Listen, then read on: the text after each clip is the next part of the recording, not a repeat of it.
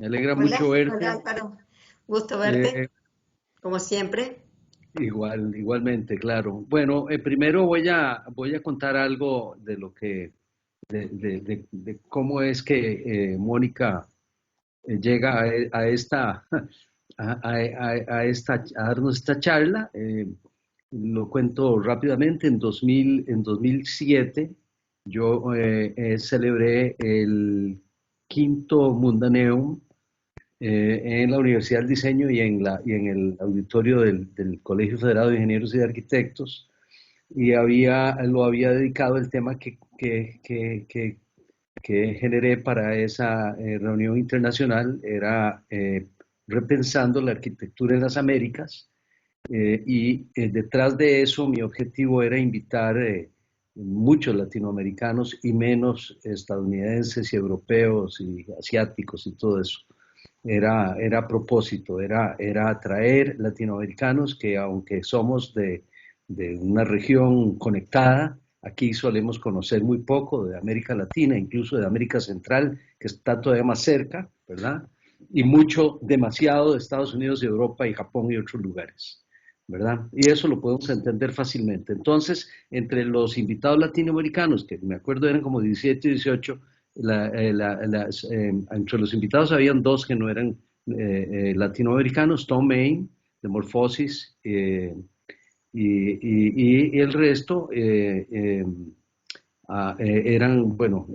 latinoamericanos, y entre ellos Mónica. Esa fue la primera participación que tuvo Mónica en Mundaneum. Nos dejó realmente impresionados con su obra, con su forma de ser, con su forma de pensar, y desde entonces ya perdí la cuenta. Nos ha acompañado en 7 Mundaneums más o algo así, ¿verdad? Eh, Tengo un breve currículum de Mónica. Mónica es de Córdoba, Argentina. Eh, bueno, algunas de las cosas que tal vez leo para que sea más rápido esto. Ella estudió y se graduó en la Universidad Nacional de Córdoba. Tiene un posgrado en arquitectura, en teoría y crítica. Bueno, estuvo en ese proyecto académico Marina Weissman, ¿cierto? Sí, Una crítica muy importante.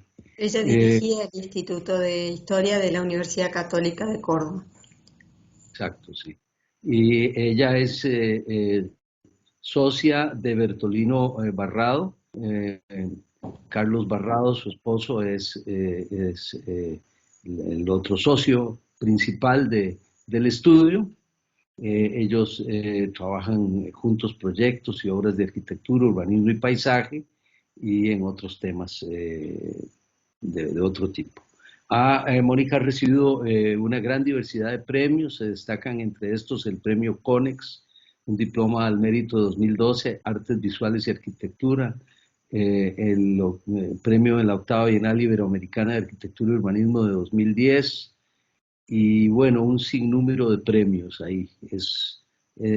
Además fue nominada al Marcus Prize en 2011 y 2013, un premio que daba la Universidad de Wisconsin en Milwaukee, la Escuela de Arquitectura y Planificación Urbana, y muchos otros premios. Ha sido curadora para la Bienal de Buenos Aires, eh, y ha sido publicada en numerosas ocasiones, en libros y revistas.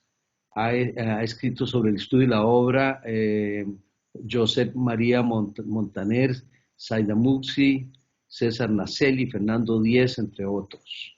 Y es profesora titular de proyecto en grado y posgrado en la Universidad Nacional de Córdoba, de la Universidad Católica de Córdoba, profesora de maestría en la FADU, ¿cuál es esta? Es Litoral, Universidad Nacional del Litoral. Bueno, esa no la conozco. Ha dado muchísimas conferencias. Ella enseña en Europa, en Italia, en otros lugares. Más recientemente fue invitada por Michael Sorkin, que en paz descanse, este gran urbanista de un gran prestigio mundial, a, como profesora invitada en mi alma mater, en el City College of the City University of New York, eso hace ya, en el 2019, ¿verdad? Y Sí, que sí, fue precisamente durante ese semestre que ella enseñó ahí, nosotros celebramos el 13º Mundaneo ahí, en mi alma mater, en Nueva York, y ella dio la conferencia eh, principal de inauguración del evento en abril de 2019. Bueno, el currículum de ella es realmente extenso. Tiene, ella y su estudio tienen una obra realmente excepcional y yo creo que lo mejor es que la dejemos a ella que nos cuente un poco más. Muchas gracias, Mónica. eh, muchas gracias, Álvaro, por tus gestiones y acercamientos, esto de unirnos y estar siempre motivados a intercambiar el pensamiento y la reflexión sobre la arquitectura eh, es vital, digamos, más ahora, ¿no? Y muchas gracias por la invitación especial de la universidad, que es un gusto para mí, siempre estoy muy ligada a lo académico, así es que, digamos, me resulta una invitación desde ya muy rica y un acercamiento interesante que espero también poder continuar en alguna otra ocasión, cuando a ustedes les parezca bien. Eh, Así que voy a compartir, por esto, bueno, acá me siento algo incómoda con la pantalla esta, no estoy habituada a esta pantalla. Voy a compartir, espero no equivocarme, pero no estoy viendo, acá está.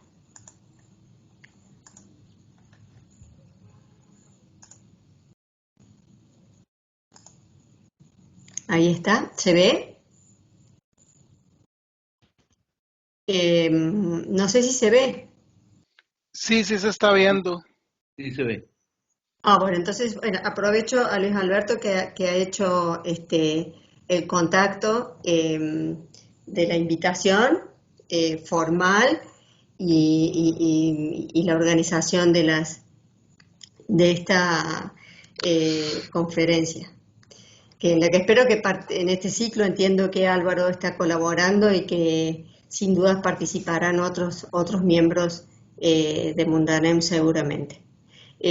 Bueno, lo que me interesa compartir, fundamentalmente tratándose de un ámbito académico, es la idea de la relación entre lo académico y lo profesional. Yo creo que se nutren mutuamente, ¿no? O sea, uno estimula al otro, es decir, o bueno, se proyecta, digamos, en lo académico las inquietudes y la necesidad de indagar en los temas que en este momento voy a decir, nos afligen o nos aquejan, o ideas que compartimos, ¿no? O sea, búsquedas que se comparten. Como preámbulo en este sentido, lo que decía Álvaro, ¿es cierto?, de la unión de los arquitectos, por un lado, digamos, esta unión a nivel mundial, ¿no es cierto?, esta inquietud por censar el pensamiento a nivel del mundo, ¿no es cierto?, pero también por otro lado,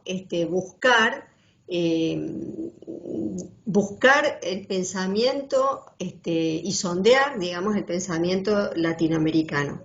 Es verdad que en general los países hegemónicos, ¿no es cierto?, han tenido, digamos, un dominio o una pregnancia, digamos, en cuanto a la visibilidad, ¿cierto?, de la producción, y en muchos casos esta ha opacado, digamos, la producción, concretamente, en este caso me refiero a la latinoamericana, pero bueno, podría decir otras, digamos, que tampoco son centrales.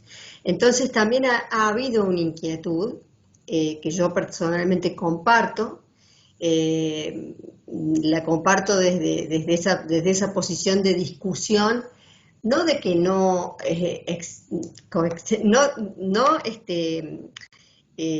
discutir la coexistencia, sino buscar la manera de construir una arquitectura o hacer una reflexión más propia, digamos, más ligada a nuestro continente, a nuestras problemáticas, que las tecnologías estén vinculadas a los medios de producción, y no que se tratara, digamos, de una producción que fuera, digamos, un reflejo mal hecho de la producción de países del primer mundo, como se han llamado, ¿no es cierto? Porque es allí un punto en el que hacía que justamente la producción se estancara, ¿no es cierto?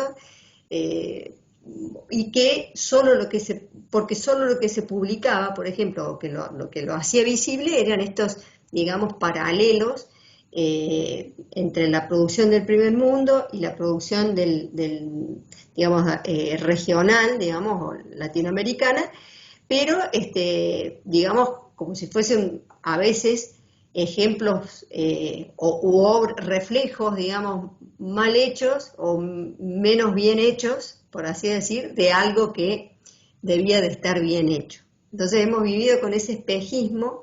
Yo lo viví mientras me formaba en la facultad y bueno, creo que se inició todo digamos, un movimiento que por supuesto es recurrente, no es la primera vez, y que puede ser que en este momento ya lleve más de 20 años, o 20 años, digamos, en la que se pudo reconectar, digamos, una producción a la que se le ha llamado, digamos, por lo menos en esta última década, emergente arquitectura latinoamericana. Hoy ya esto es mucho más diverso, quiero decir, y más visible, y hay muchos, por supuesto, muchísimos puntos de contacto con otros países del mundo, sea el mundo, digamos, central, por así llamarle, como los países del sur del planeta o los países en desarrollo.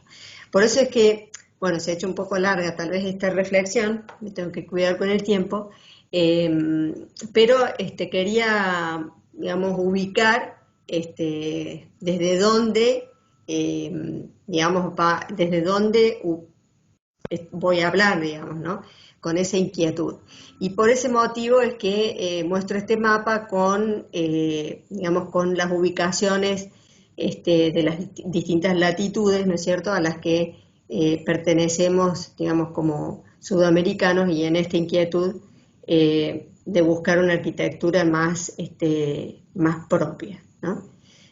Córdoba está en el sur de América del Sur, en el centro de Argentina, y el estudio lo conformamos Carlos Barrado y yo, que hemos sido los socios fundadores, y se han ido incluyendo Agustín Robaretti, Lucía Barrado y Gonzalo Barrado.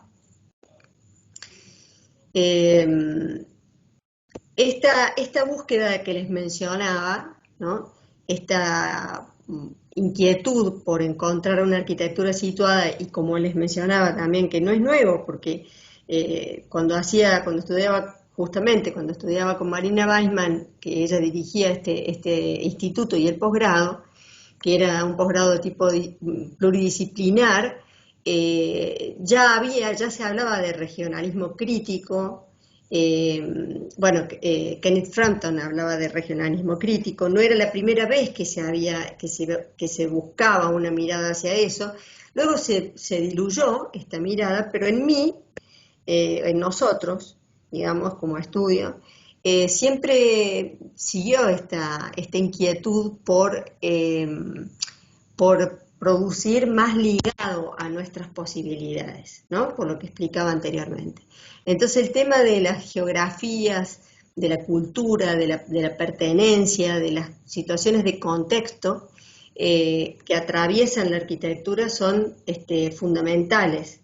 No se puede ver aislado como un producto sin su pertenencia, digamos, cualquiera fuere, ¿no? La del primer mundo o la nuestra, de los países que sufrimos crisis recurrentes y que tenemos que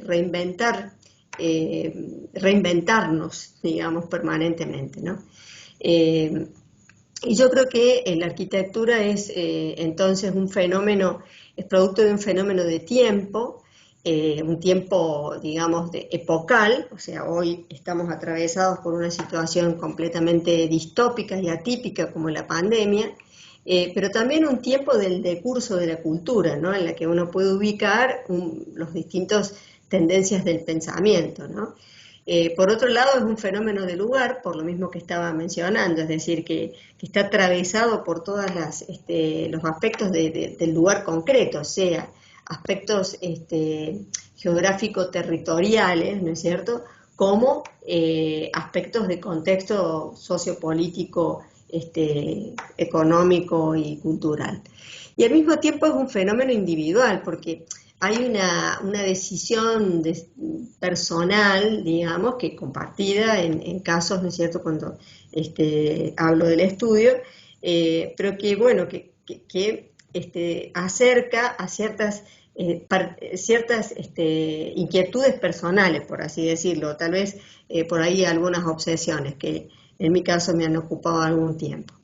Siguen siendo, yo también he usado como herramienta de pensamiento la expresión en el dibujo y en la pintura o en los objetos o en las instalaciones artísticas, y muchas veces esas discusiones quedan plasmadas en dibujos o en este caso una serie de pinturas de banderas que increíblemente vuelvo a ver, digamos, que las ciertas cuestiones como yo mencionaba recién, de nuestra condición periférica del mundo o nuestra condición inestable o fluctuante, digamos, fundamentalmente a raíz de cuestiones económicas y políticas, vuelven y nos es difícil salir, más allá de lo concreto que hoy nos aqueja, que es la pandemia.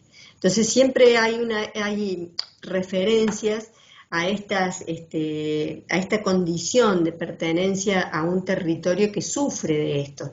Todos sufrimos de esto, en Centroamérica y Sudamérica, todo el territorio hispanohablante o, bueno, latinoamericano, ¿no es cierto?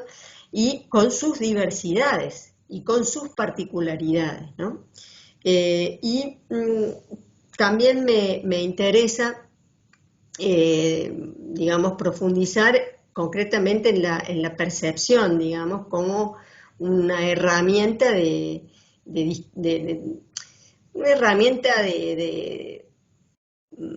creatividad, podría decir. Es decir, que creo que realmente tal vez lo innovativo no está en lo raro, sino a lo mejor en cómo nosotros vemos la realidad que nos rodea y cómo esa realidad nos impacta para darle respuesta, ¿no? Entonces, estas miradas las he ido haciendo sobre el territorio geográfico, sobre la literatura que, digamos, lo describe también, sobre la cultura, sobre la cultura también, digamos, cotidiana y sobre la disciplina misma, ¿no? En el caso de la disciplina es un largo trabajo que Álvaro conoce muy bien, que se llamó Modulor Contraataca, que lo empecé muy tempranamente discutiendo al héroe, digamos, a este personaje heroico de Modulor como símbolo, ¿no es cierto?, del movimiento moderno, desde ya apreciando el enorme valor que tiene el movimiento moderno, sobre todo para Latinoamérica, que tuvo un momento heroico, digamos, de producción muy reconocida en casi todos los países latinoamericanos.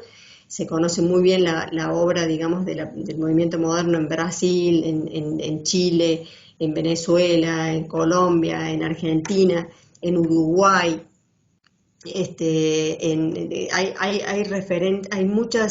Hay una producción que ha sido referencial, ¿no?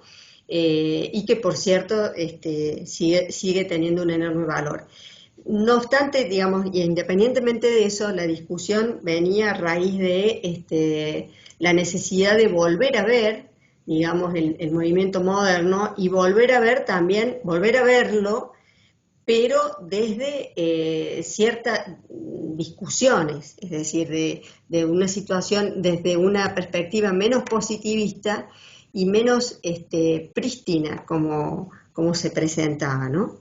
Y verlo contaminado por la realidad, contaminado por las condiciones de la vida cotidiana y de todos los problemas, ¿no? Entonces, el personaje Modulor tiene una serie hice una historieta que tiene una parte, digamos, de humor irónico, digamos, y por otra parte tiene una reflexión profunda que está relacionada con esto, ¿no es cierto?, sobre todo con la llegada, digamos, en la última década del siglo pasado, ¿no es cierto?, estamos ahora en el siglo XXI, pero del siglo XX, de la modernidad concretamente como movimiento y también como estética, ¿no?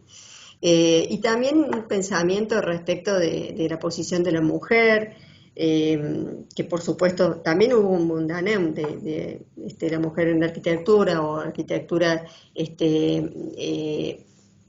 realizada por mujeres arquitectas,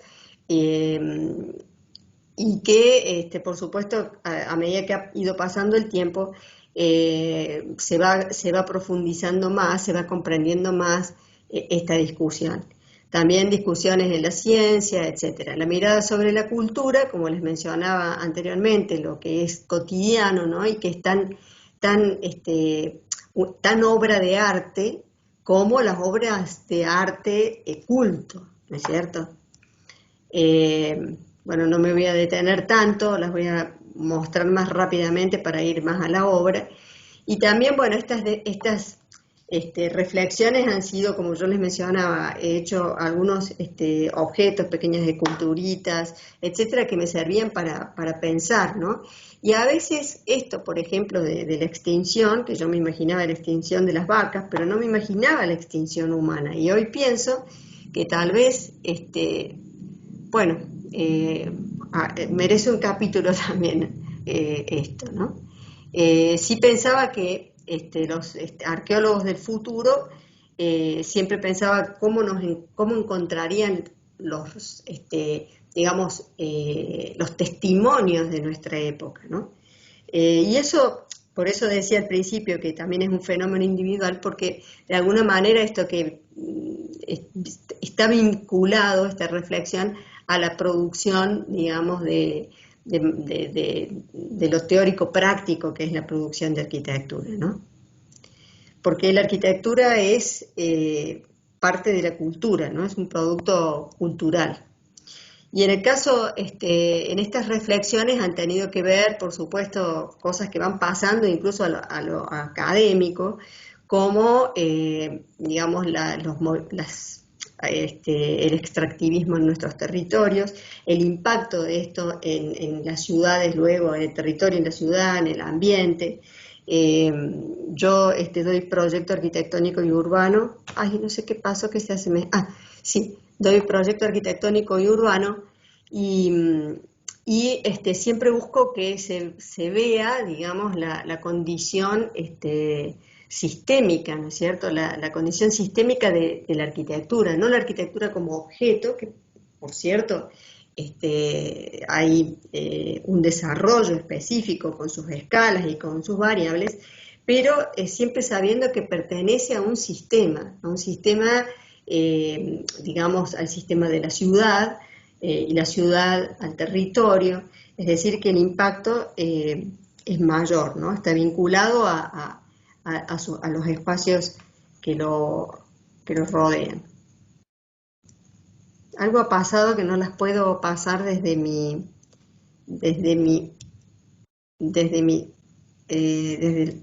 el teclado. Bueno, y se van incorporando a la discusión, estos problemas que con antelación fueron reflexiones, como les mencionaba recién, aspectos que tienen que ver con el extractivismo y con la falta de recursos, con la finitud de los recursos y cómo reparar ciudades.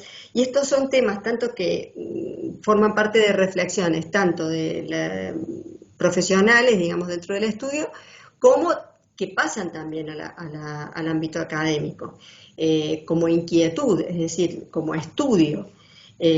Como investigación y luego, por supuesto, para producir intervenciones urbano-arquitectónicas y desarrollos concretos en lo arquitectónico. El trabajo sobre las infraestructuras, los problemas que tenemos de todo tipo en el ambiente, y la mirada sobre el habitar, que por supuesto es central, es decir, el destino. El objetivo de la arquitectura, el objetivo primordial de la arquitectura es mejorar, producir, digamos, arquitectura y ciudad, tanto en intervenciones urbanas o arquitectónicas, como mencionaba recién, urbano-territoriales, producir en pos de mejorar la condición de habitar, dando respuesta al habitar humano en las distintas escalas en la que el hombre habita en el mundo, ¿no es cierto? Es decir, la escala de lo privado o de lo íntimo, la escala de lo colectivo, ¿no es cierto? Y la escala de lo público.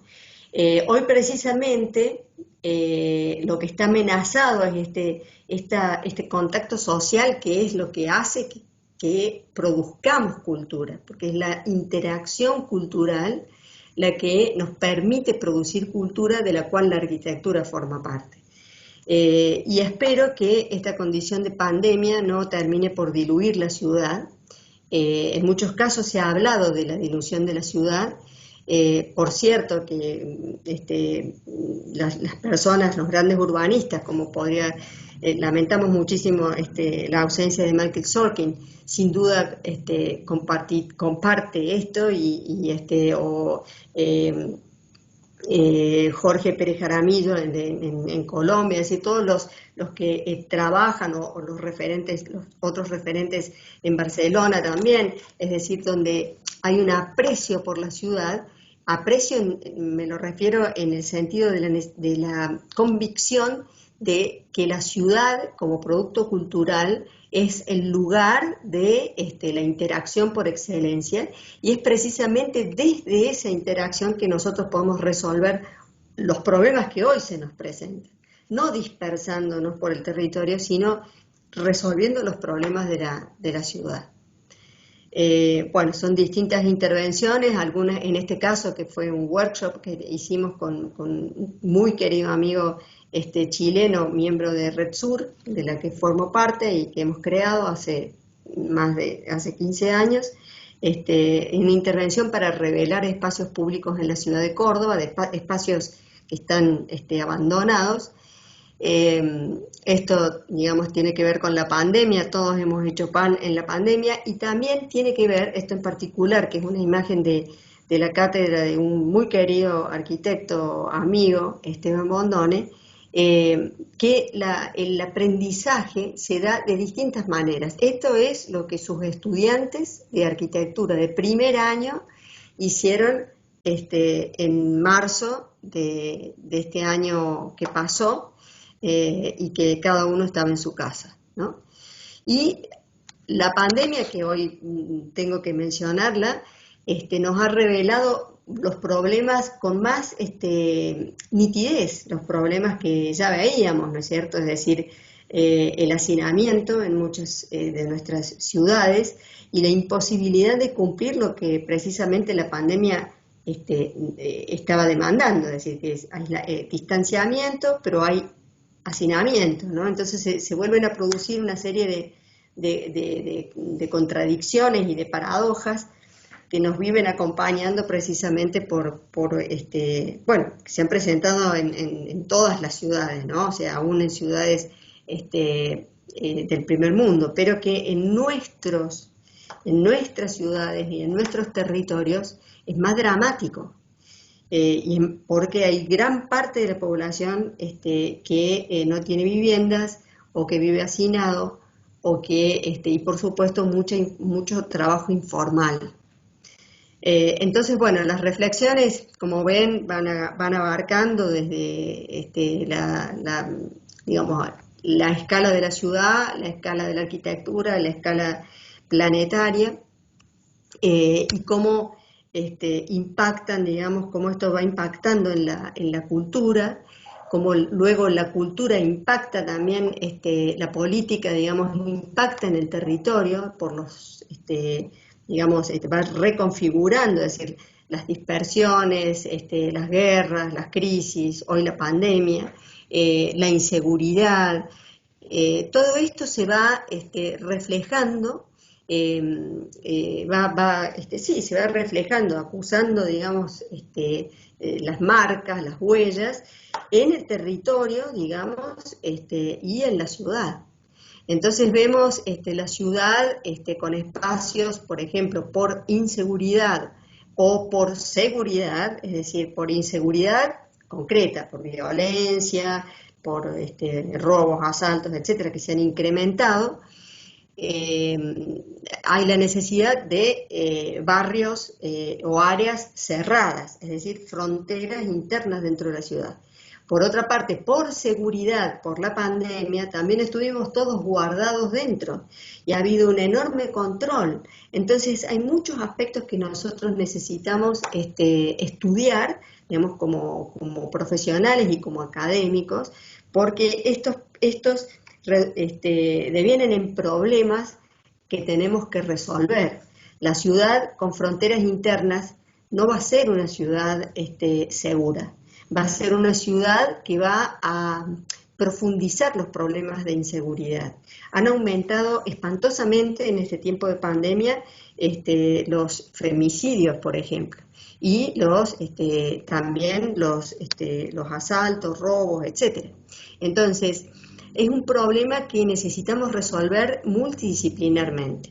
Simplemente lo que hago es relatarlos, pero por cierto necesitamos saber que como arquitectos somos insisto en este pensamiento digamos sistémico, somos solo una parte importante que hoy vamos a tener que asumir. Si podemos asumir, digamos, el compromiso de repensar muchos de lo que hace a la ciudad, digamos, a las respuestas que damos al habitar, ¿no?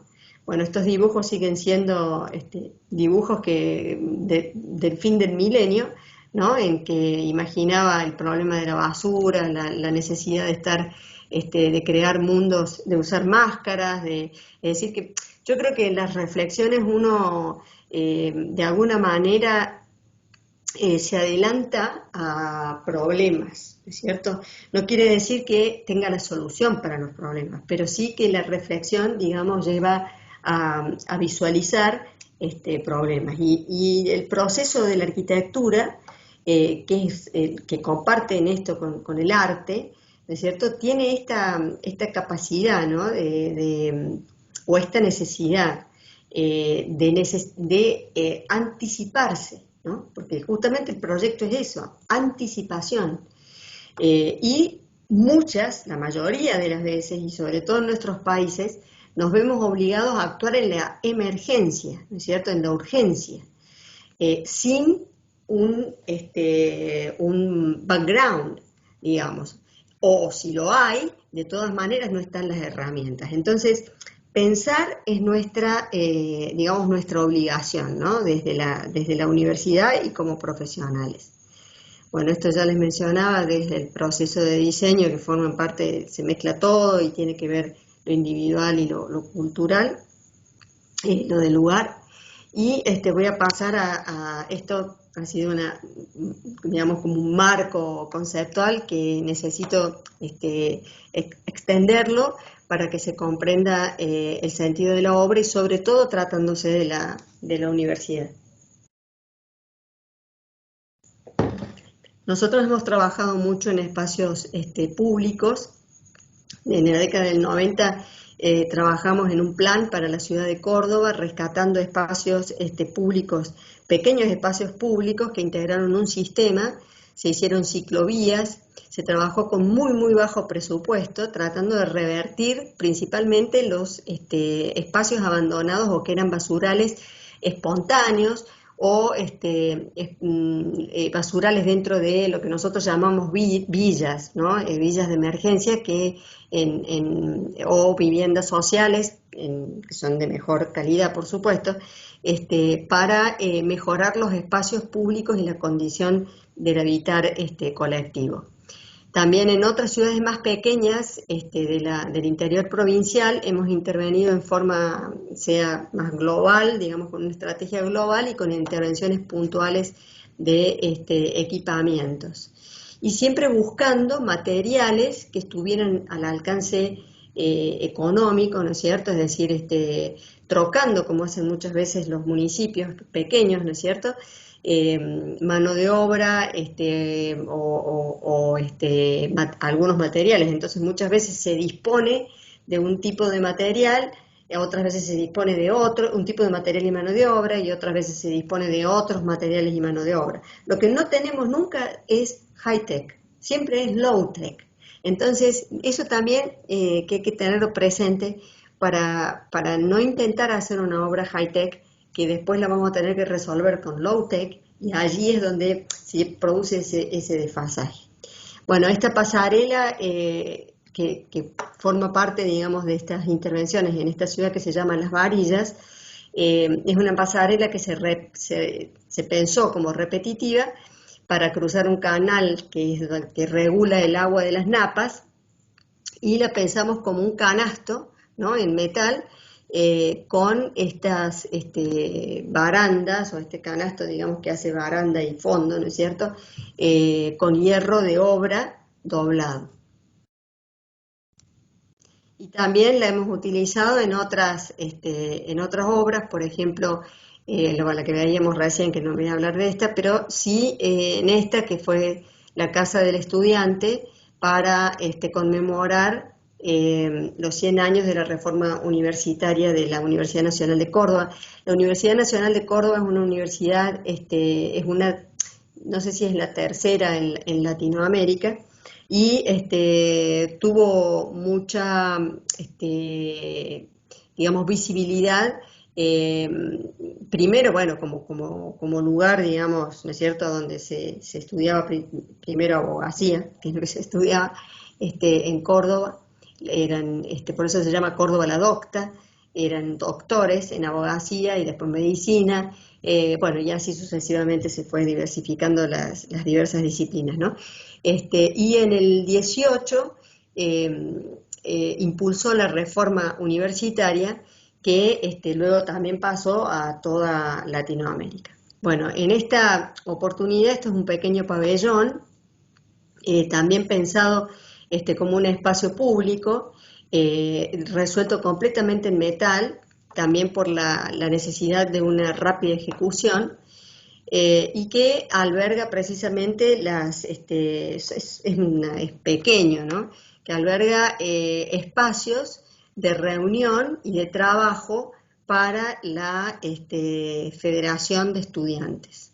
Y es a la vez un espacio semipúblico, digamos público, porque la universidad que les estoy mencionando es una universidad pública, está en Ciudad Universitaria y forma parte entonces de los espacios colectivos, digamos, de este lugar.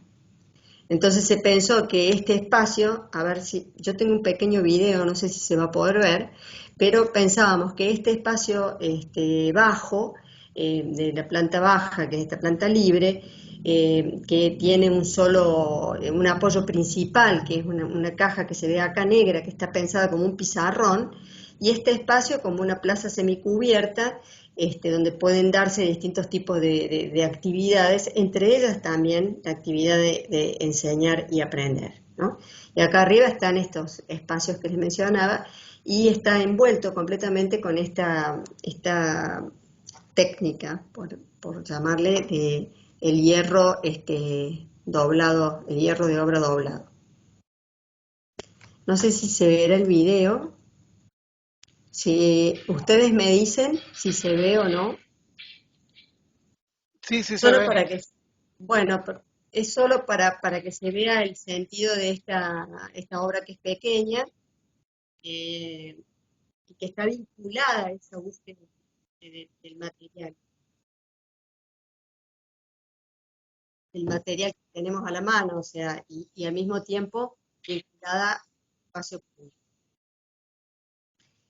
En este mismo sentido, también un concurso que ganamos en el 2008 y que no se hizo nunca, que fue este tubo, bueno, era un centro de interpretación del río y la cañada. Nosotros tenemos un río de sierra, pero que sale de un dique ya, y es un río que cuando entra en la llanura, en el valle, digamos, de la ciudad, es un río sucio, y tenemos un canal que se llama la Cañada, y respetando esto, digamos, este cordón verde que se hizo en los años 40, que es la cañada, porque la cañada rebalsaba, es una obra de infraestructura realmente, que se sistematizó en los años 40, cuando llega al río, bueno, llega con basura, es un espacio completamente abandonado. Curioso, porque nosotros tenemos la periferia adentro mismo de la ciudad, o sea, la periferia no queda fuera, sino que queda adentro, y esto lo compartimos en las ciudades latinoamericanas, ¿no? Entonces nosotros pensamos en este espacio, digamos, que podía ser una pérgola o podía cubrirse con con una piel móvil o liviana, tener aspersores de agua. Córdoba es una ciudad muy seca, no ahora, que hemos padecido lo que no se esperaba del fenómeno de la Niña, que precisamente en vez de tenerse aquí hemos tenido una tremenda lluvia, pero ha sido buena porque ha llenado todos los diques que abastecen a la ciudad. Pero pensábamos que humidificando en los momentos que hace falta, albergando agua de lluvia, contribuyendo a limpiar también el agua del río. Es decir, lo pensamos como una pieza, digamos, de infraestructura con actividades que se solicitaban en el programa, que eran actividades de tipo cultural, ¿no? Que también se pudiese presentar como un espacio, digamos, público sobre el río, recuperando las playitas de arena, y a la vez ser una lámpara, una luminaria, digamos, una lámpara en el lugar, ¿no? Luego también, anteriormente, en la gestión, digamos, que tuvimos la oportunidad de trabajar para el municipio, hicimos el Jardín Botánico de Córdoba. Estos eran los terrenos abandonados de este lugar, y hubo una estrategia de conexión del río, también con un arroyo que se llama el Infiernillo, y aprovechar los vínculos, digamos, que tienen el río hacia una reserva natural y hacia la cañada misma, lo mismo este arroyo, es decir, que hacer un enclave más dentro del sistema de verdes y de infraestructura de la ciudad.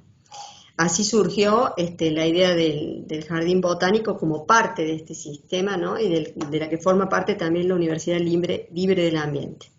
Entonces, para esto también desarrollamos el proyecto del edificio central, que tiene un edificio un área de investigaciones que fue cedida a la Universidad de Córdoba, y un área más pública de invernadero,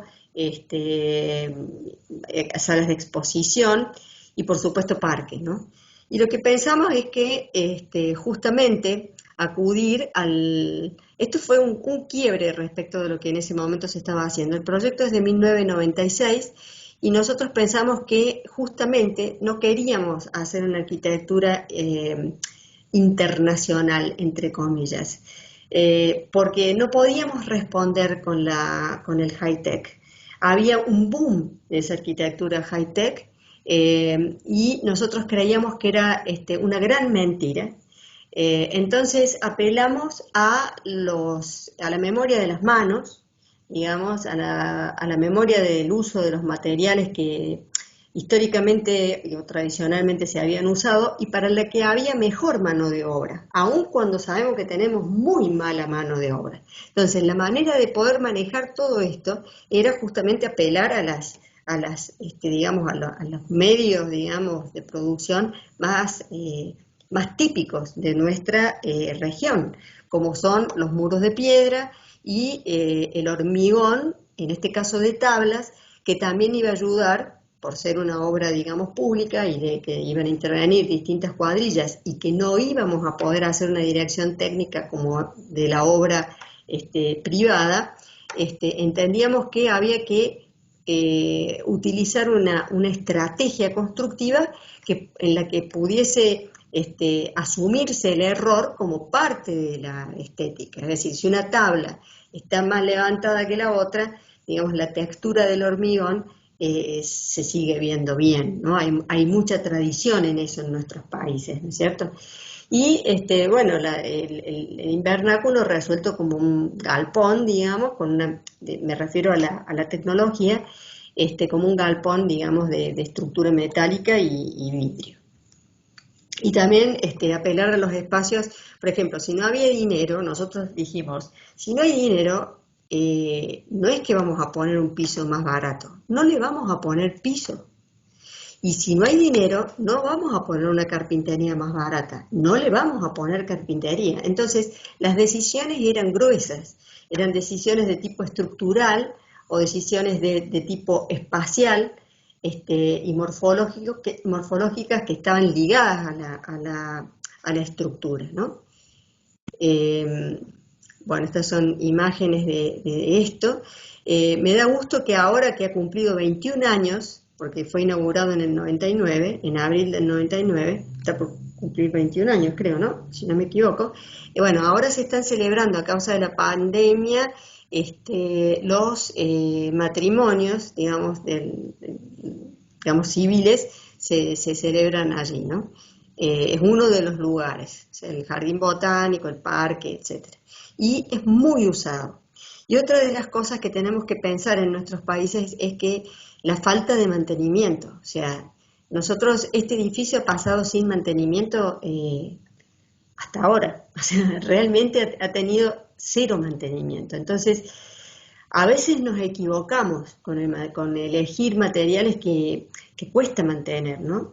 Los materiales más brutos, por así decir, son más fáciles de mantener. Pero por supuesto no hay nada que se aguante un cero mantenimiento, cero, porque es cero, a veces era ni siquiera limpiar, ¿no? Y bueno, a lo largo del tiempo fue pasando, el edificio actualmente está así, y me da gusto que lo usen. Intervenciones más del espacio público y más cercanas, esto es un concurso que ganamos hace unos años, y que un programa mixto con espacios públicos. Se hicieron actualmente los espacios públicos, estas son fotos muy recientes de un espacio que se ha tomado como plafón entre un loteo, digamos, que se va a desarrollar residencia, y una vía, digamos que una vía de tránsito urbana y también regional. Entonces, hay un plafón de verde que se mantuvo, donde están estos espacios, donde también conservamos la flora nativa fundamentalmente. Y bueno, ahí hay un trabajo muy simple de veredas y de veredas que suben para que sirvan para los skaters y también que sirvan de banco, es decir, que se puedan asociar estos diseños, ¿no? Y siempre dejando el parque y también incorporando obras de infraestructura. Bueno, esto es lo que nos compete, digamos, como al trabajar en la ciudad. Es decir, siempre hay que asociar con la infraestructura, porque los factores se interafectan, ¿no? Es decir, si no se actúa para la lluvia en un punto, el problema lo tiene otro barrio, y así sucesivamente. Es decir, con la basura lo mismo, con la densidad lo mismo. Es decir, que esa es una comprensión necesaria para trabajar en la ciudad. Y también tienen que ser fuertes los municipios para poder sostener, digamos, a través de normativas estos aspectos, porque es muy difícil también en clientes privados que se asumen, se libere suelo, se hagan las obras de infraestructura si es que no están también exigidas, ¿no? Bueno, incorporamos agua, es otra materia más que ya la vimos en el jardín botánico, está en las próximas obras que mostraré. Siempre aparece el agua como una materia que tiene mucho potencial. Siempre está ahí, no solamente el agua como retención en las lagunas de retardo y como infraestructura, ¿no es cierto?, actuando en la infraestructura, perdón, sino también reservar agua para riego o también desde el punto de vista estético, ¿no? de la atmósfera que pueda crear, ¿no? Y que se vincula directamente. Esta es una foto de nuestras sierras, más concretamente donde he ido toda mi vida a nadar, a los ríos de Córdoba. Córdoba tiene muchos ríos, es una región serrana con ríos de sierra, y creo que estamos muy atravesados con esa atmósfera, digamos, del agua, los reflejos, las transparencias. Esto es otro espacio público también, un espacio colectivo entre medio de residencias. Luego, en edificios de vivienda también hemos querido mantener digamos, la idea de el habitar íntimo, de la intimidad, de la relación con la casa misma. Voy a pasar más rápido, no sé cómo voy de tiempo, me imagino que vamos muy lentos.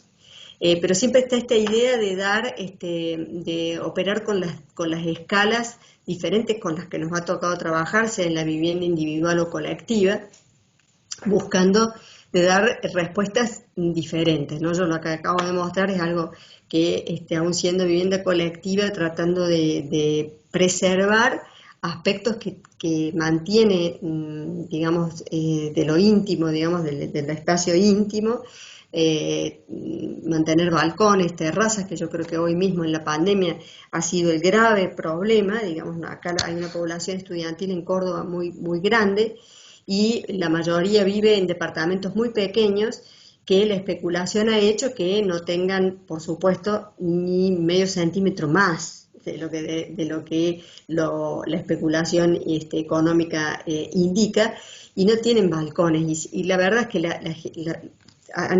los que han tenido que estar en los departamentos estos, digamos, han sufrido, y muchos otros estudiantes han permanecido en sus casas, repartidos por la región o por el planeta, también nos ha tocado, ¿no? Bueno, algunas casas que voy a mostrar están en distintos puntos de la ciudad o de las sierras de Córdoba. En todos los casos hemos buscado digamos, de contextualizar, por así decir, tanto sea aprovechando las vistas como en el uso de las formas y de los materiales, ¿no? En cada una de estas casas se han utilizado materiales del lugar, por eso se va reflejando distintos tipos de piedra, una que pertenece a un valle, la otra que pertenece al otro valle, en fin, y todas asociadas con hormigón a la vista. Y bueno, las voy a pasar más rápido. Algunas tienen un carácter estructural más fuerte, digamos, eso es algo muy pregnante en las decisiones para nosotros, en la medida que nos sea posible, tratar de sintetizar la estructura con la forma. Esta es en otro valle.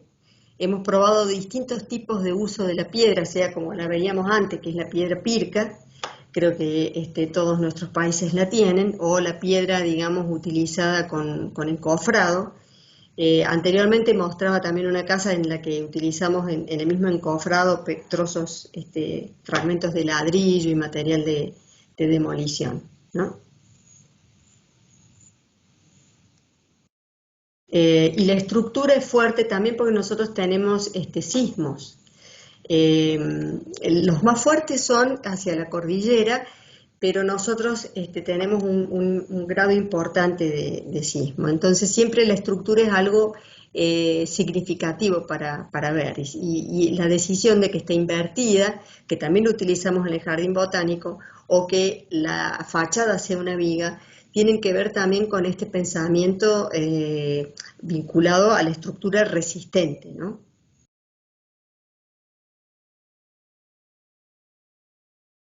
Bueno, las distintas atmósferas que se crean en distintas casas más pequeñas o más grandes para residir permanentemente o no en la periferia, digamos, en las áreas, digamos, de borde de la ciudad, o en esta ciudad más de sierra, ¿no?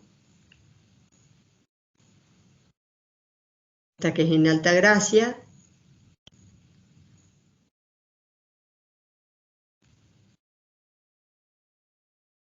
Esta que es en la ciudad de Córdoba, en ladrillo y metal, en estructura metálica y mampostería de ladrillo visto.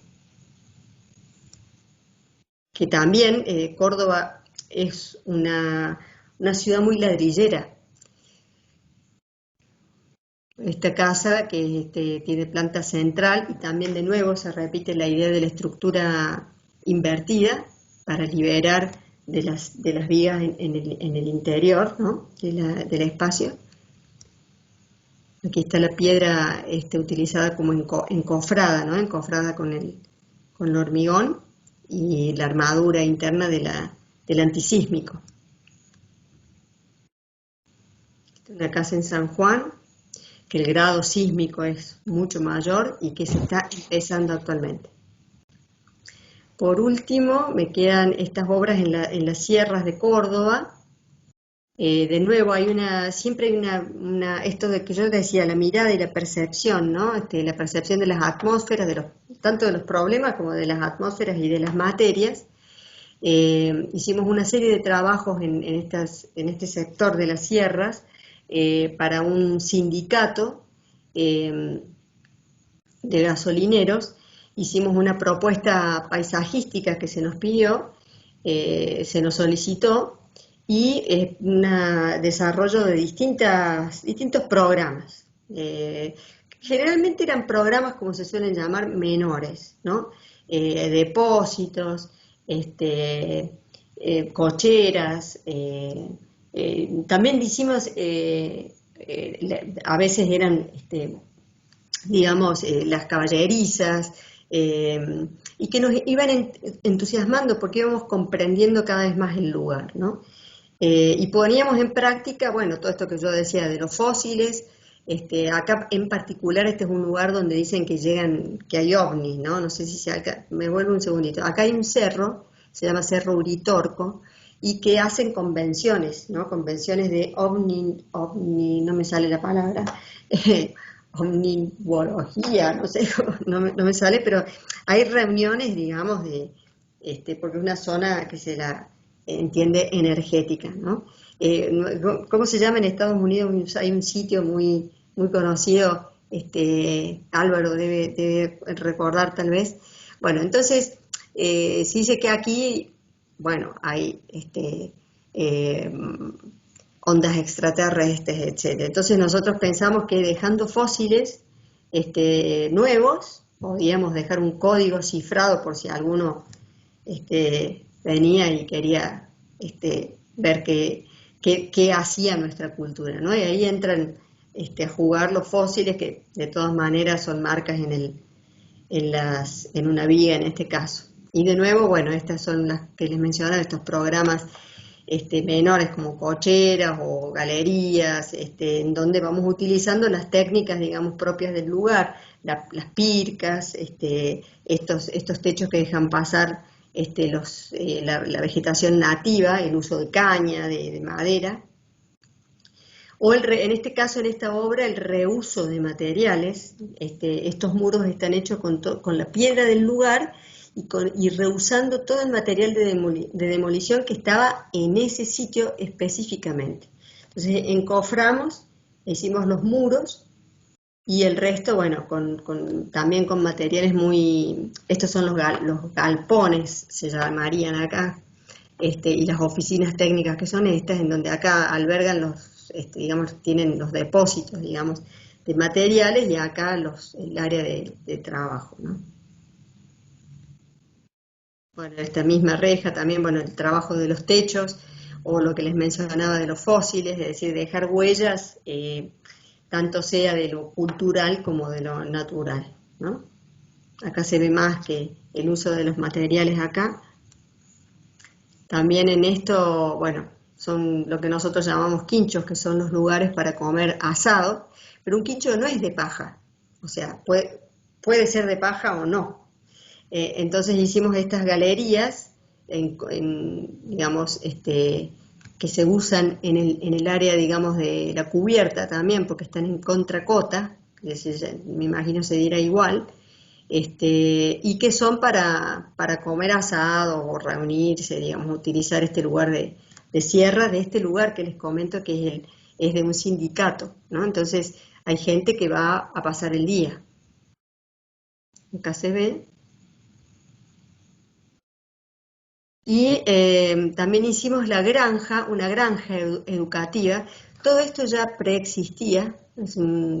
Esto era un apart hotel, hay un juego de tiro con arco, la pileta. Esto es un suelo muy rocoso, entonces todo lo tienen que hacer como sobre mastabas, ¿no? Entonces a nosotros nos parecía que era todo muy, muy, muy edificio, muy edilicio todo. Entonces la estrategia siempre estuvo dirigida a atenuar el impacto de lo que había, y que lo que hiciéramos nuevo no tuviese tanto impacto edilicio, ¿no? Sin dejar de tenerlo, porque es inevitable. Entonces, en el caso de la granja, lo que hicimos fue pensar dos pabellones perimetrados con agua, digamos, con un circuito de agua, con un reservorio de agua también. Esto es como un cañadón, digamos, que baja de la montaña y que tiene áreas de cultivo de distinto tipo, y después el terreno sube hacia allá y sube hacia este lado también, ¿no? Entonces decidimos hacer dos pabellones, como les mencionaba, que están resueltos en hormigón, como dos estructuras. Es una estructura principal, de la que cuelga una estructura secundaria, y son un pabellón es para hacer centrifugar miel, hacer dulce, hacer pan, y el otro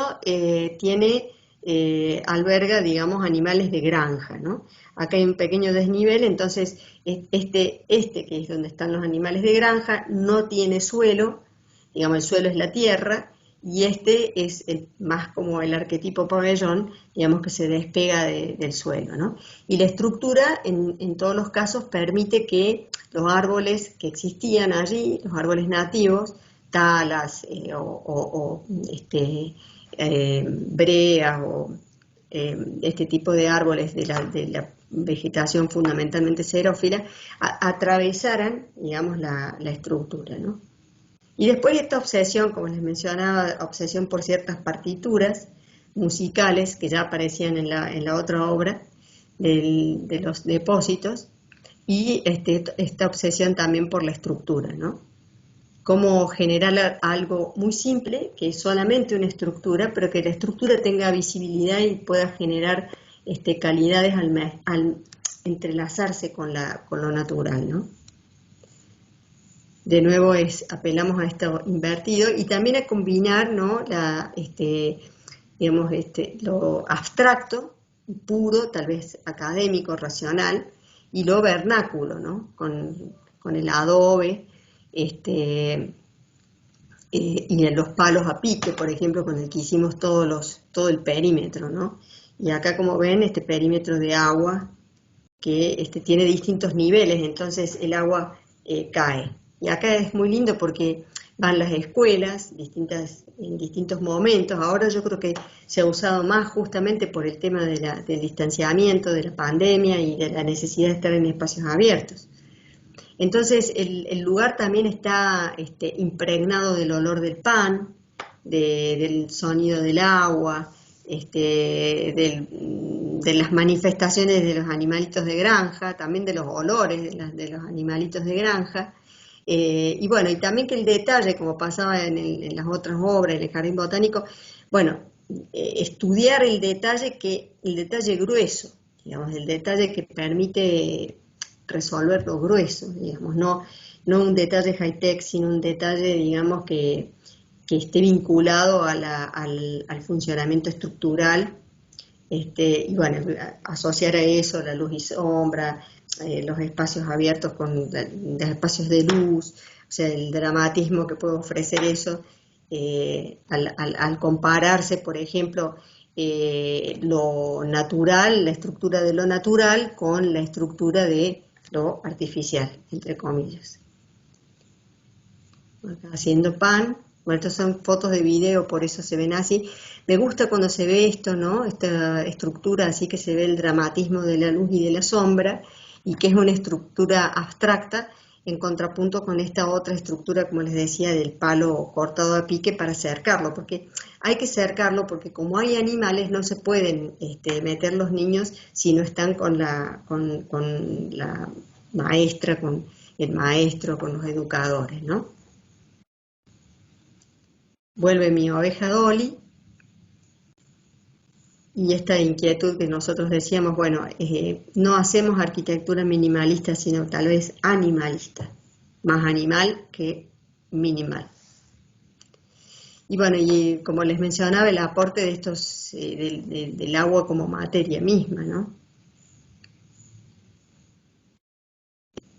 Una vista desde el pabellón de donde se hace dulce hacia las rocallas que se ven allá, que son mogotes, franjas, todo. Aquí empieza todo el área árida del país, ¿no? Entonces, que es como la última parte vegetada. Entonces nos gustaba asociar este suelo mineral artificial, que es la estructura, de la que salen estos árboles, ¿no? Y en contrapunto o asociado, no es contrapunto, sino asociado a aquella superficie rocosa del noroeste, hacia el noroeste. Bueno, por último, para terminar, este pensamiento que siempre digo, ¿no? Que la complejidad tal vez resida en la comprensión de los diferentes paisajes o contextos, ¿no? Es decir, sean urbanos, humanos, culturales, sensoriales, es decir, del paisaje como integridad, ¿no? Y que como arquitectos estemos comprometidos a hacer, digamos, los soportes para el habitar. Bueno, eso es todo. Ahí dejo de compartir. Hola. Hola, sí, muchas gracias, Mónica. La verdad es que ¿Cómo? el trabajo que nos ha mostrado es sencillamente increíble. Me gustaría dejar de compartir para verlos. Claro, dale. Ya le ayudo en eso.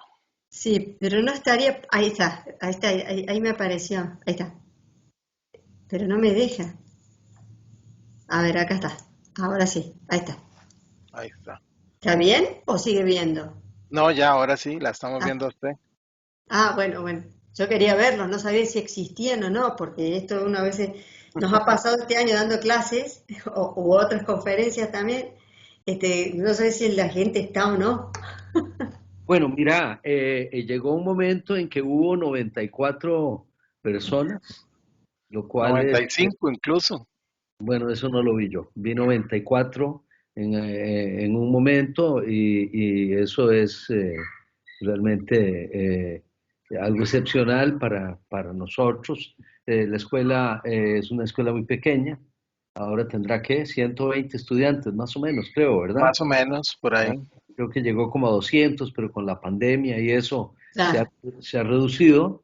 Por supuesto, ahí también hay invitados que estoy seguro Luis Alberto convocó de fuera del ámbito de la escuela y profesores y estudiantes. No vi muchos de mis estudiantes, dicho sea de paso. Esto queda grabado. En los próximos días hablo con ellos. Pero sí habían algunos. Por lo menos vi algunos nombres. Tal vez haya más de los que traté de encontrar. Eh, bueno, yo quiero hacer un par de comentarios ya que metí la cuchara. Por supuesto, eh, para, para nosotros, los que conformamos esta especie de circo viajero, que llamemos Mundaneum, y que como conté al principio, desde 2007 se ha ido fortaleciendo muchísimo con latinoamericanos, y ahora la mayoría solemos ser latinoamericanos, aunque depende de donde lo hacemos, ¿verdad? Cuando lo hicimos en España, pues aunque éramos todos latinoamericanos, habían algunos españoles que participaron en las mesas de crítica y así, ¿verdad? Eh, eh, pero bueno, esto para todos nosotros, a mí me encantó como Mónica al principio eh, hizo referencia a esta realidad, estas realidades que tienen diferencias entre el mundo central y el mundo periférico, y no necesariamente todo es malo en el mundo periférico, al contrario, hay muchas cosas muy buenas, y una de las cosas buenísimas Sí, que nosotros empezamos a descubrir, bueno, desde antes, pero de manera tal vez más cercana en 2007, eh, fue estas arquitecturas de gran calidad, no solo en términos, digamos, propiamente edilicia, sino del pensamiento de la arquitectura en América Latina, ¿verdad? De manera, por supuesto, muy, muy concreta en Sudamérica. Y esta charla que dio Mónica, que bueno, yo he estado en 7, 8 de ellas, tal vez más, Ya está cansado ya, Álvaro, bueno, de pero no es escucharme. igual, la vas Nunca es enriqueciendo, igual. la vas mejorando, detrás el fondo es parecido, digámoslo así, Claro, hay claro. una El fondo es el mismo. fortaleza, sí, que se mantiene ahí, por supuesto, pero a mí me da la impresión de que para los estudiantes, sobre todo, pero también para los arquitectos costarricenses y arquitectas costarricenses que tal vez estuvieron presentes hoy, y algunos o la mayoría enseñan en la escuela, eh, hay un descubrimiento de otro mundo dentro de Ujú. nuestro mundo latinoamericano, ¿verdad? Claro, Hay diferencias culturales, hay diferencias geográficas, hay diferencias climáticas, hay diferencias materiales, por supuesto. claro, Eh, claro, pero, claro. pero como Mónica presentó el pensamiento y la solución a estos proyectos, ¿verdad? Eso yo creo que es lo que nosotros nos sirve muchísimo, ¿verdad? Para pensar lo nuestro. Que además, bueno, fortalecido por unos dibujos excepcionales, unos dibujos lindísimos, ¿verdad? Que yo le digo a los estudiantes que eso sí podemos imitarlo, es decir, podemos copiar cómo dibujan otros arquitectos, no su arquitectura, porque la Claro, arquitectura es inherente al lugar y a condiciones diferentes, condiciones reales, ¿verdad? Y eso tal es al cual. menos lo que yo trato de estimular en los Ujú. cursos que estoy enseñando. Y así que me ha parecido que esta charla de Mónica ha caído como guante a la mano, ¿verdad? Yo creo que los estudiantes aprendieron muchísimo esta tarde. Muchísimas gracias, Mónica. Muchas No, gracias, de verdad. Fabuloso. Muchas gracias. yo feliz de compartir el pensamiento también, en ese sentido, creo que justamente hay un pensamiento por detrás. Sí, Y esto siempre forma parte de las discusiones que tenemos justamente en torno al proceso de enseñanza-aprendizaje, ¿no es cierto?, en los espacios académicos, que a veces las reflexiones se ven interrumpidas por el uso de algo que está, de una imagen que está más marketineada, por así decirlo, ¿no es cierto? Entonces, rápidamente se interrumpe una reflexión porque hay que entregar y se apela a lo más redituable visualmente, ¿no es cierto? Todos sabemos eso, pero hay aspectos, digamos, que son muy buenos, digamos, de la gran difusión que hay de la arquitectura en este momento, ¿no es cierto? El tema es, hay aspectos positivos porque mirando arquitectura es que se aprende, ¿no es cierto? Visitando la arquitectura se aprende más, es decir, porque, digamos, una cosa es lo que nos llega y otra claro. cosa es poder verlo, pero no todos tienen o tenemos la posibilidad de ver todo, que sería maravilloso poder conocer en vivo obras de hoy, obras de otros tiempos, ¿no es cierto? En Claro. distintos lugares, en distintos lugares del mundo, como nos han enseñado, nosotros también hemos tenido esa educación eurocéntrica, digamos, fundamentalmente de Europa, y conocer la arquitectura latinoamericana era una tarea, digamos, de los investigadores de la arquitectura latinoamericana, era una tarea de viaje, de registro y de volver a sus espacios académicos para mostrarla, ¿no? Es decir, que ha sido toda una reconstrucción hecha a pulmón, por decir, ¿no es cierto? Que hoy, afortunadamente, con las redes, es más visible. Pero, digamos, hoy esto que era disperso está más cerca, es más visible. Pero hace falta entender, digamos, qué es lo que hay por detrás para poder darle el valor o para poder seguir haciendo eso, ¿no? Porque se aprende, como Álvaro decía recién, ¿no es cierto? Es decir, hay aspectos que se pueden copiar las herramientas, se pueden copiar, no sé si la palabra justa es copiar, tal vez sí, pero digamos, la intención es que aprendiendo las herramientas uno puede liberarse y seguir produciendo, ¿no es cierto? Claro. Entonces, conocer lo que está por detrás ayuda a seleccionar. Claro que está en la práctica, entonces sí, en esa práctica seguramente, como le llamaban antes, se puede hacer a la manera de, y en eso, bueno, puedan aparecer, pero sí que hay un mundo enorme de gran producción que es Latinoamérica y que justamente sorteando grandes desventajas es que han aparecido constantemente, digamos, desafíos y producciones excelentes, de gran calidad, realmente, de gran calidad.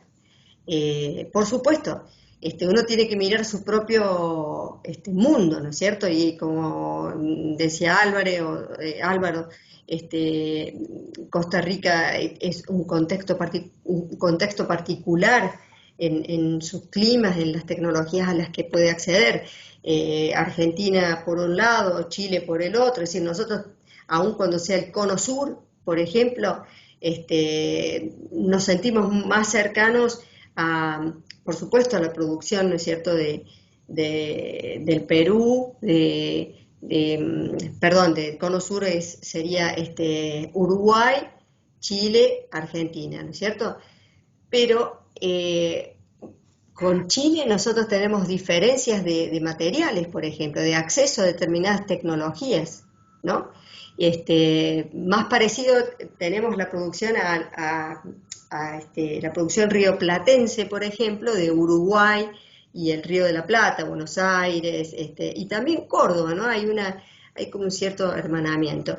Y Paraguay ha despuntado maravillosamente desde hace varias décadas, y también hay mucho vínculo, ¿no? Entonces cada vez que uno va mirando, digamos, vemos vínculos con lo mismo Brasil, ¿no es cierto?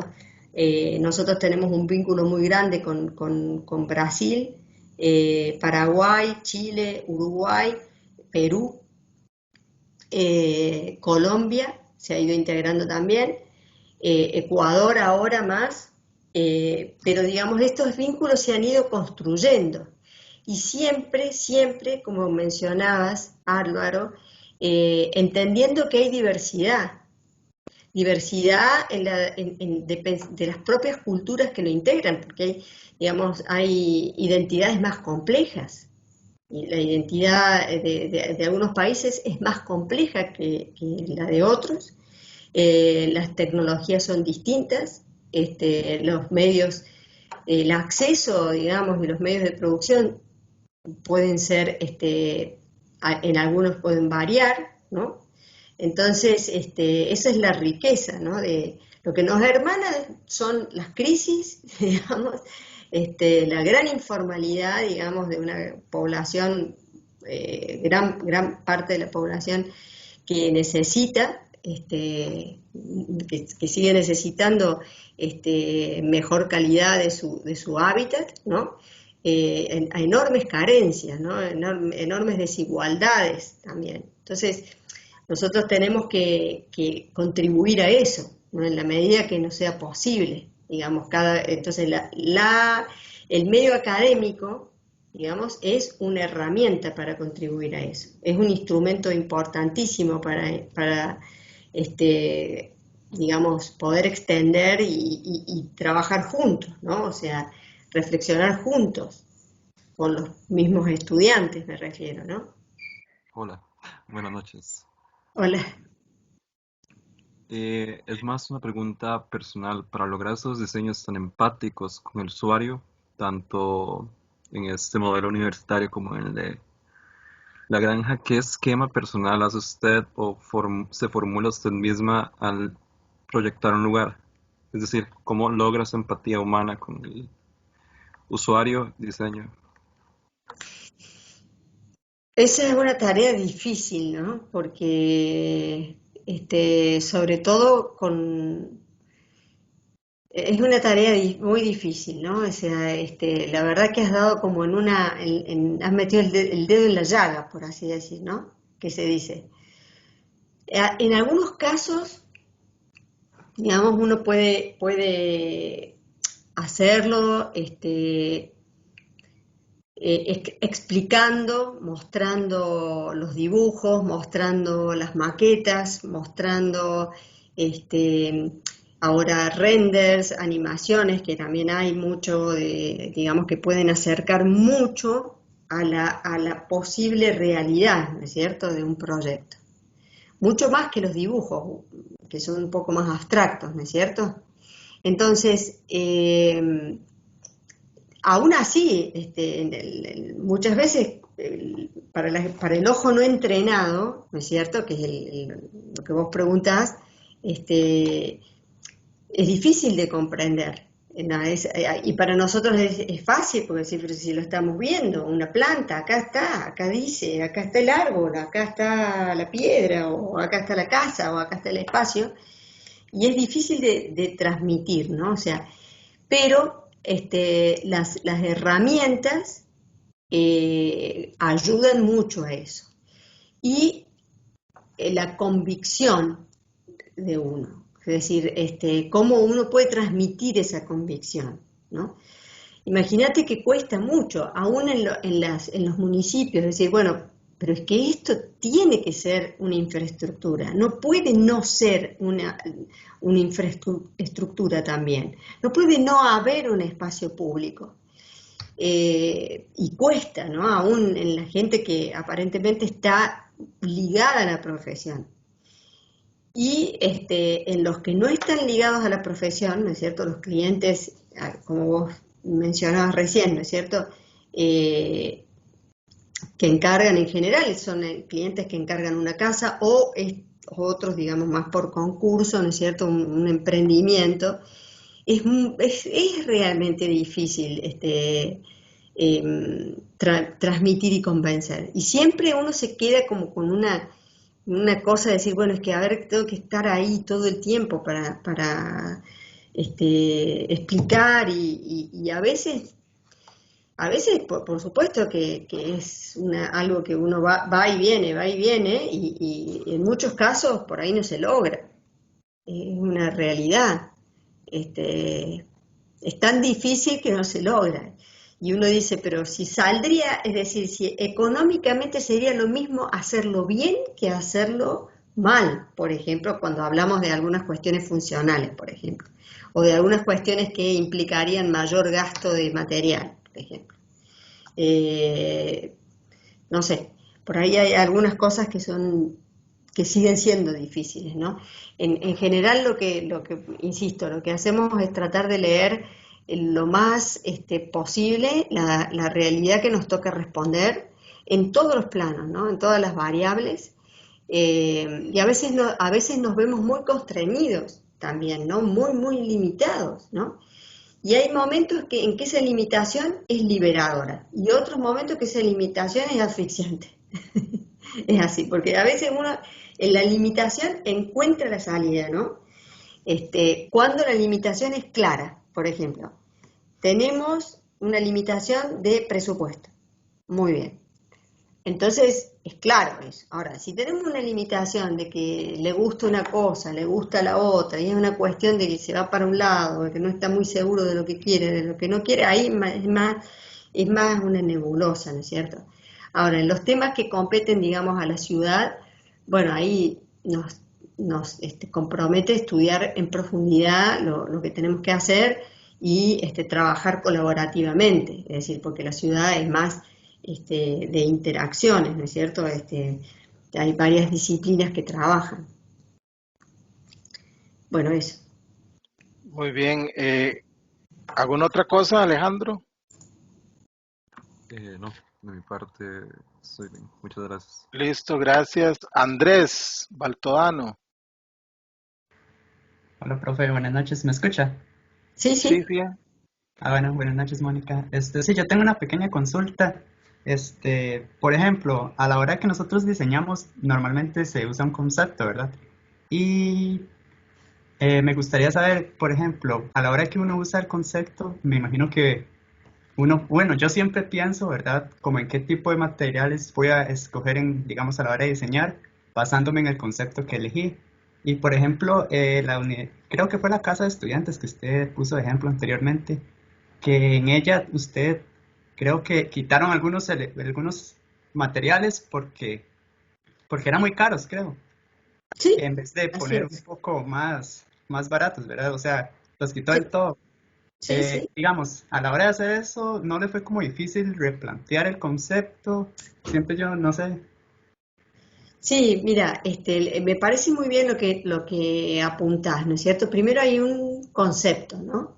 Efectivamente, a ver, ¿qué es fundamentalmente algo? Un espacio público, un espacio de reunión, cómo se debe integrar, en fin, esos aspectos, digamos, que es fundamental, porque eso es lo que hace resolver, digamos, lo principal, digamos. Que no es un agregado de varias cosas, sino que es algo que, digamos, que está regido digamos, por algo que es primordial, que luego tiene una concreción, digamos. Esa concreción debe ser coherente y por eso uno hace diferentes ensayos para justamente lograr la coherencia entre el concepto que tiene y darle respuesta con lo que está proponiendo. Entonces, en el caso de esto que vos mencionás, ¿no es cierto?, de la casa del estudiante, efectivamente, por ejemplo, en el doblado del hierro, nosotros habíamos propuesto mayor cantidad, era más tupido el hierro. Y nos pidieron para abaratar, digamos, trabajar con menor cantidad de hierro. Entonces, hubo una parte que sí intervinimos fuertemente, digamos, nosotros quitamos una cantidad de hierro, digamos, hasta el punto que no se viera desvirtuado, digamos, el objetivo que eso tenía, ¿no es cierto? La idea del espacio público la iba a cumplir igual, digamos, ahora era cómo se expresaba esta estructura, por así decir, esta estructura que estaba mostrando su interior, ¿no? Precisamente un hierro, digamos, que no está hormigonado, por así decir, ¿no? O sea, que muestra la estructura cruda, ¿no? Entonces, había que medir de no ir a tan a menos que desvirtuara el sentido. Y, bueno, logramos un equilibrio allí, ¿no? No obstante, hay algunas cosas que no las completaron, por ejemplo, y esto es un carácter muy propio de nuestra arquitectura en general, ¿no? Siempre hay que pensar que va a estar incompleta, porque, y es más, esto del hierro tiene que ver con ese espíritu de incompletud, ¿no? De algo que está inconcluso, porque nuestra realidad es que, por lo menos a mí lo que me tocó vivir, ¿no? O sea, siempre se comenzaba y no se terminaba, o sea, la aspiración es a más, pero se hace menos. Entonces, eso es una buena línea a investigar, ¿no? Y volviendo al caso concreto, digamos, efectivamente esto también tenía unos lucernarios en la cubierta, ¿no? Que le daban un perfil, a mi modo, interesante, que están allí en los cortes que yo mostré, está el corte por los lucernarios. Y eso sí, sin consultarnos, decidieron no hacerlos. Creo que cuando lo grueso, digamos, o sea, lo que es fundamental, se hace, lo demás se puede bancar, así como decimos nosotros. Y en el Jardín Botánico también, que es una obra anterior, nos pasaba lo mismo, ¿no? O sea, por ahí habían cosas que cuando uno estaba mirando, bueno, decía que no lo puedo creer, que esto no puede ser, pero ¿cómo puede ser que le hayan hecho ese detalle si nosotros mandamos otro? Y así, pero lo fundamental, digamos, está. Entonces, eso empieza a ser menor y no impacta tanto, ¿no? Pienso que habría que buscar en eso que vos decís, cuáles son lo que más responde a las premisas, digamos, básicas, ¿no es cierto? Y hasta qué punto uno puede ceder, sea en este caso en materiales, o ceder también en decir, bueno, esto será más chico, más grande, o más disperso, o menos disperso, digamos, en cuanto a la solicitud, ¿no es cierto? Hasta el punto en que no desvirtúe la idea central, ¿no? ¿Se entiende? Quiero intervenir brevemente porque lo que está diciendo Mónica es muy valioso. Yo tuve la oportunidad de conocer a John Haydock hace muchísimos años. Gran referente. Claro, cuando dirigía Cooper Union. Para los que no saben quién es John o quién era John Haydock, él era uno de los 5 de Nueva York, de los New York Five. Y tuve la fortuna de que él me diera un tour de Cooper Union y una reunión de 4 horas con él. Y cuando me empezó a llevar por la escuela, un edificio muy viejo, muy antiguo, que él remodeló, él hizo el diseño interior, y yo, jugando de simpático, descubrí como un problema en una escalera que llegaba al auditorio. Pero él se lo dice en forma de broma, y él me dijo: Álvaro, la arquitectura es el arte de la aproximación.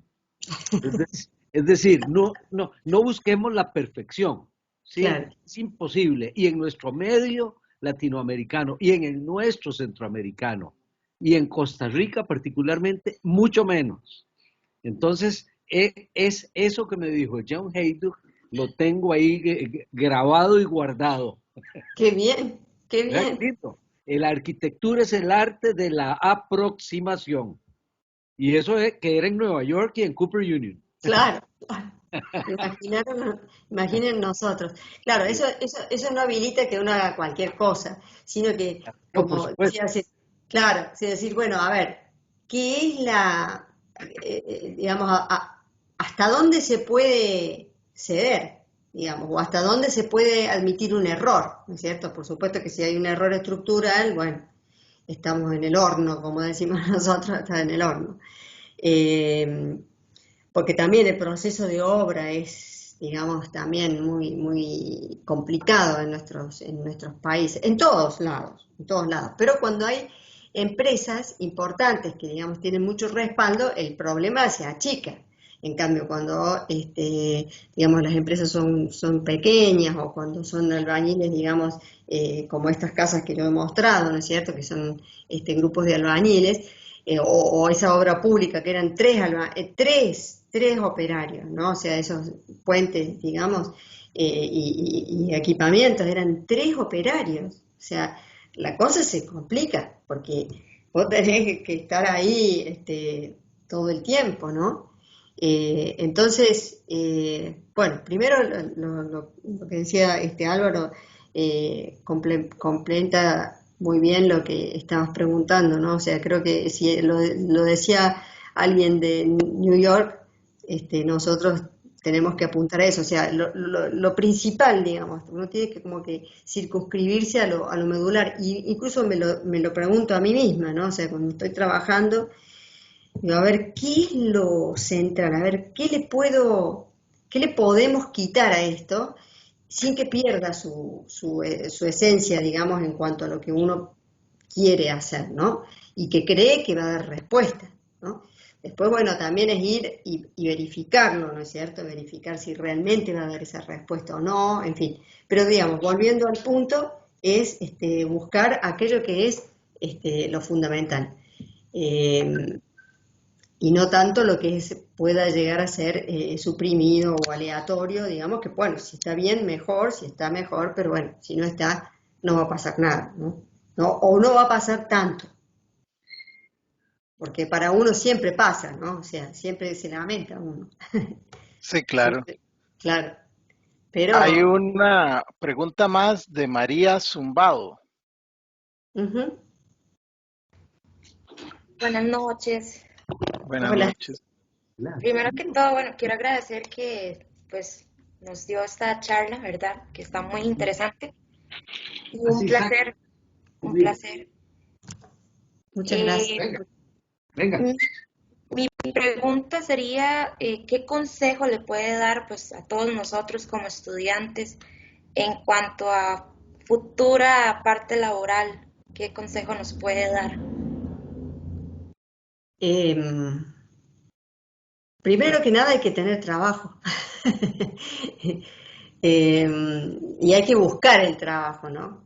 Creo que, de nuevo, conocer bien el lugar en donde uno está, poder circunscribir problemas, poder ver en qué temas, ¿no? En qué temas hace falta trabajar, hace falta investigar más, o trabajar, mejorar qué, ¿no es cierto? Vamos a decir, hay un espectro amplio, ¿no es cierto? Desde lo urbano a lo estrictamente arquitectónico, ¿no es cierto? Distintos sistemas, ¿no es cierto?, en los que uno puede trabajar, en la vivienda, en los espacios comunes, vuelvo a decir, la ciudad. Entonces, lo que uno tiene que tratar de ver, y es lo que tratamos de hacer con nuestros estudiantes también, es observar mucho, estudiar el medio que nos toca trabajar, y ver los problemas y los trabajos debieran estar, digamos, apuntados para ese fin. Vamos a ver, si una ciudad está carente de espacios públicos, bueno, será la oportunidad de, si es posible, incidir en el municipio, trabajar en los espacios públicos, o que también pensar que cada edificio que uno haga puede ofrecer también espacio público. ¿no es cierto? Es decir, no es solamente lo que es, digamos, de gestión del Estado o del municipio, sino también de lo que cada privado puede brindarle a la ciudad y al medio ambiente.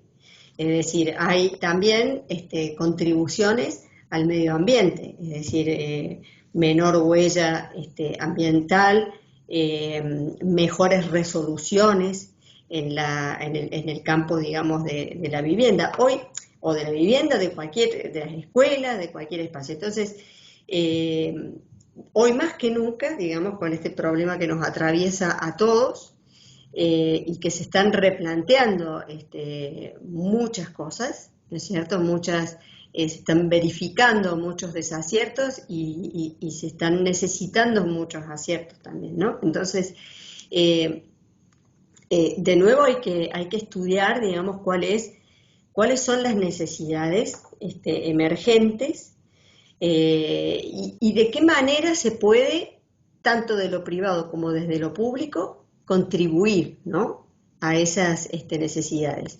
Y luego, en el campo, vamos a suponer, en el campo de lo privado, desde una casa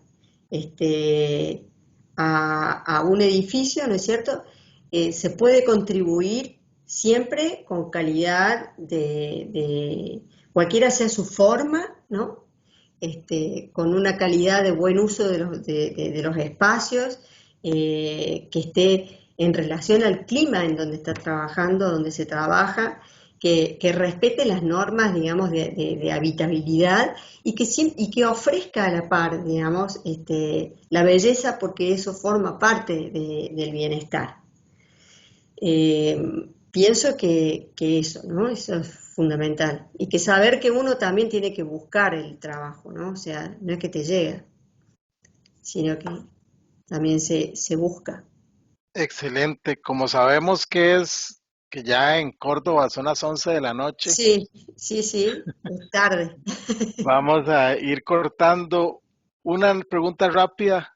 Alguien pregunta en el chat que si usted ha podido apreciar la arquitectura de Costa Rica. Sí, poco, porque he estado una vez en San Dos, José. ¿Cómo? dos, entre 2007 y en 2017. 17. No, una, en, 2017. Y en sí. 2007. Y si mal no recuerdo, en 2009. El problema que tuviste es que nosotros los mundaneos consumimos a las personas 3 días completos en un auditorio y no te dejamos ir a ningún lado. No, que tengo un recuerdo de un estudiante de acá, de allí, perdón, pero de acá, de allí, una plaquita de hormigón, muy linda, con unas hojitas, muy linda. Sí pude conocer la plaza, es cierto que no pude conocer mucho. Pude conocer la obra de Álvaro también, que es muy buena, una obra muy buena y que está muy bien fotografiada también por Fernando Alda, de una gran calidad espacial y técnica también, de resolución tecnológica, muy coherente con sus pensamientos, digamos, en cuanto a lo que debe ser el mundo, debe ser digamos, responder al clima, ¿no? Y no he visto mucho más, o sea, la verdad. No tendría que ir más, como dice Álvaro, que me dejaran más suelta, no tan adentro. Hay que invitarla próximamente, entonces. Hacen un tour.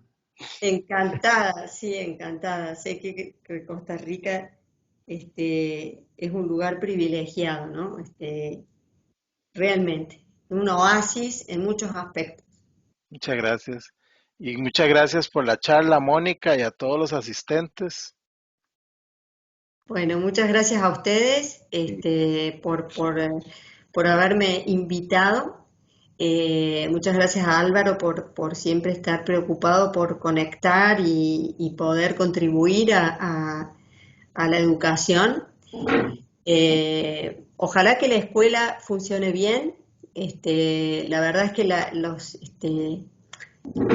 el ámbito académico, digamos, es algo que nos ha apasionado desde muy temprano. Yo empecé a ser docente a los 2 años de recibida, con los primeros concursos públicos que se hicieron en nuestra universidad, y Carlos también. Y también fue profesor en la UBA, que es la Universidad de Buenos Aires, Carlos. Muy joven, ganó un concurso entre 400 y pico, porque así son, nosotros tenemos una cantidad de estudiantes bestial, y bueno, y así son los concursos también, se presentan 400, en fin. Entonces, ha estado muy vinculado todo nuestro desarrollo profesional al desarrollo académico, y estamos siempre preocupados por eso, ¿no? Que es verdaderamente el futuro, ¿verdad? En lo que uno pueda contribuir para mejorar hacia el futuro, ¿no? Así es que, bueno, sin duda un placer poder contribuir, si así es, a la escuela. Así es que esperemos que pueda ir personalmente cuando se acabe esta terrible situación, y pueda conocer más y responder mejor la pregunta última que me hicieron. Esperemos, sí, claro. Esperemos, Y sí. muchas gracias, de verdad, creo que ha sido una experiencia importantísima para los muchachos. De parte de la Universidad Internacional de las Américas, muchas gracias y buenas noches a todos. Bueno, muchas gracias, y nos estamos viendo, y cuídense. Cuidémonos todos. Hasta luego, buenas noches. Chao, chao. Chao, chao.